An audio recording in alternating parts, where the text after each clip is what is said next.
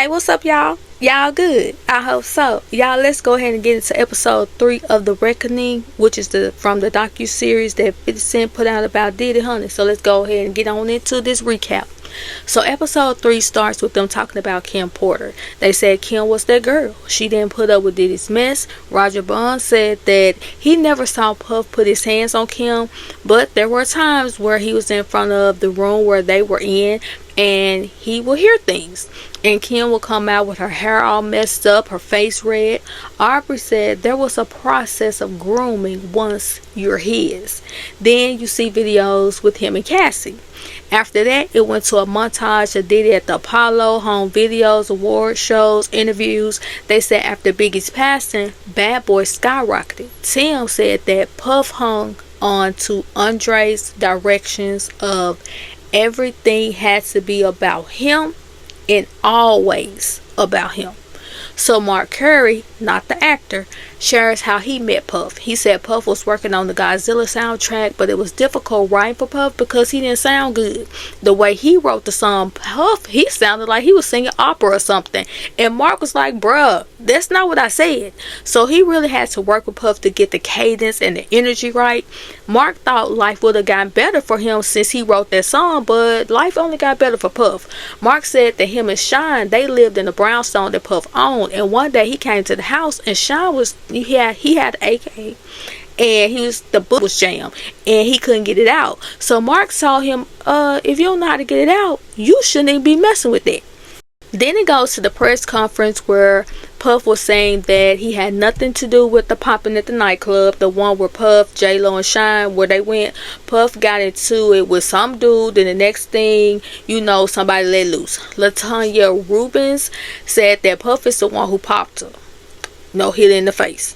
Then it goes to the news conference where the reporter said that the police heard Puff allegedly tell his driver if he took the fall for it, he would give him cash and a diamond ring.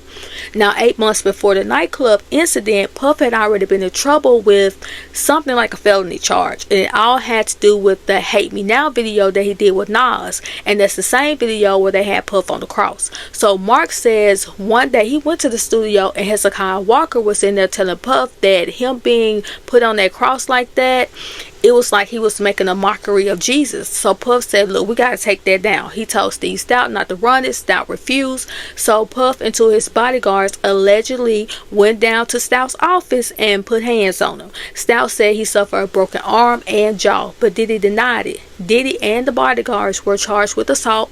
They settled out of court for $500,000, and Stout asked the district attorney to drop all criminal charges. So between the Steve Stout incident and the situation at the nightclub, the DA had it out for Diddy.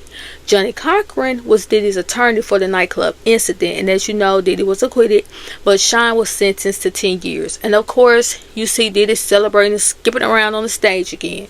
Mark said he don't know what Diddy did to beat those charges, but one thing he does know is that everybody around Puff has been to prison except for him. Eventually, everybody kind of got tired of being around Puff because they didn't know what to expect. Being around him was just exhausting. Then enters making a band, and we hear from Aubrey, who says she was in school to be an attorney at the time, but her mom told her about the auditions for making a band. Willie from Day 26 said being from the hood and making a band, working with Diddy, they looked at it like, yeah, this is my savior. He's going to save me from my situation. Q said he thought Diddy was going to make his life better.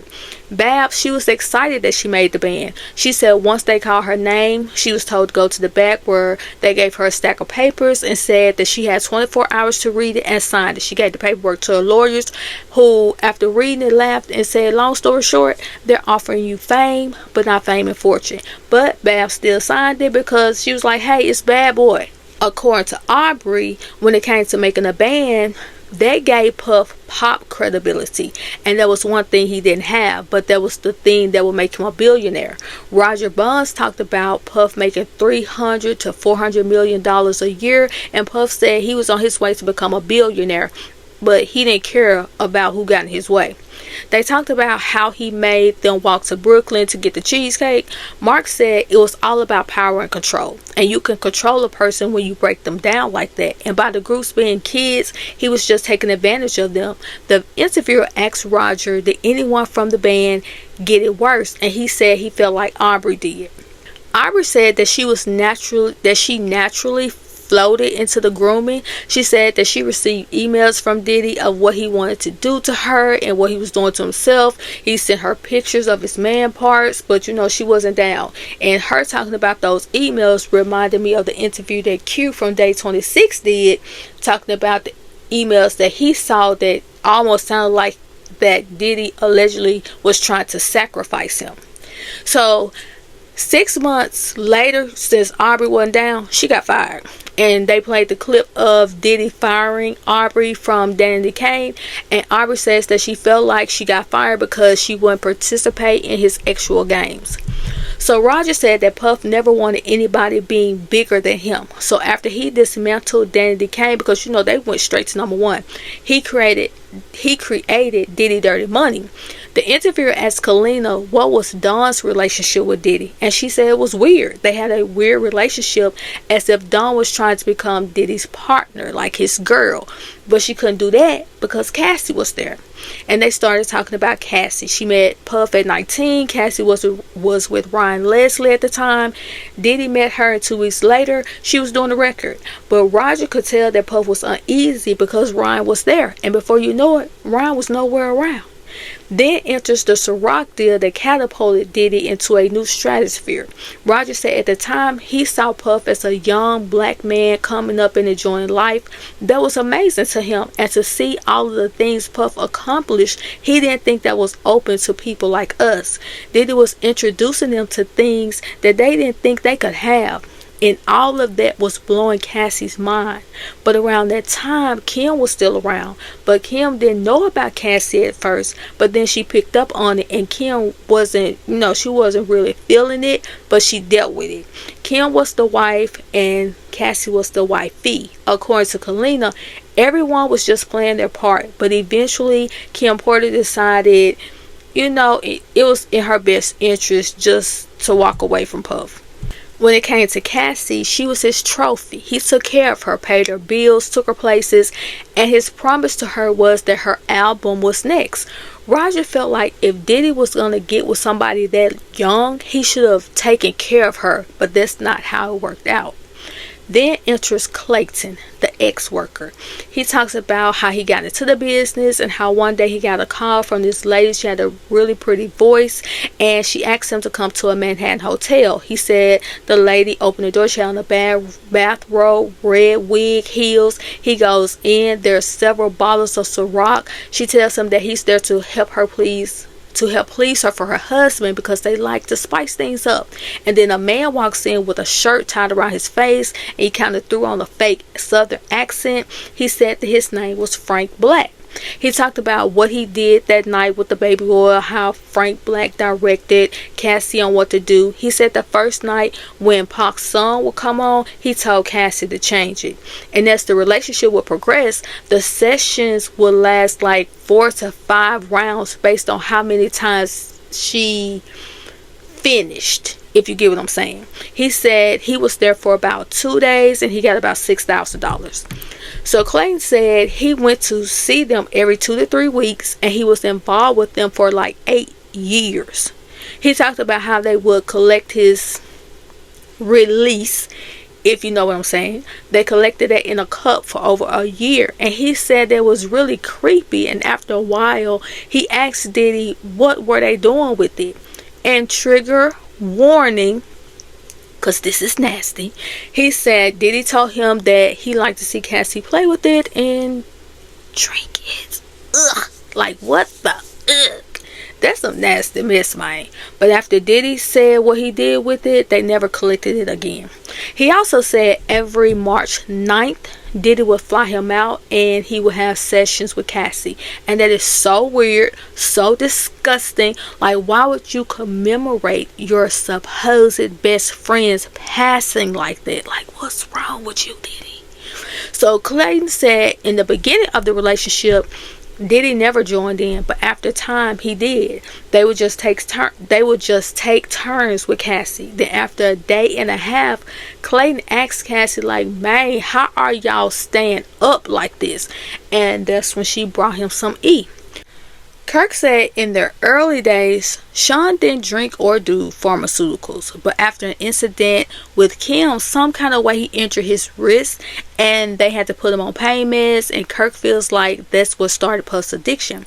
Kalina said there were some days that Diddy would be up like 14 days. She named so many different pharmaceuticals that would be around the studio, and Clayton talked about how the oil was laced allegedly. He said sometimes they go through like 10 bottles of oil in a day, and one time Diddy felt like the session was short and he wanted them to keep going, and Cassie was like she couldn't do that, she's an artist, she has a career, and Puff let her know this your only job.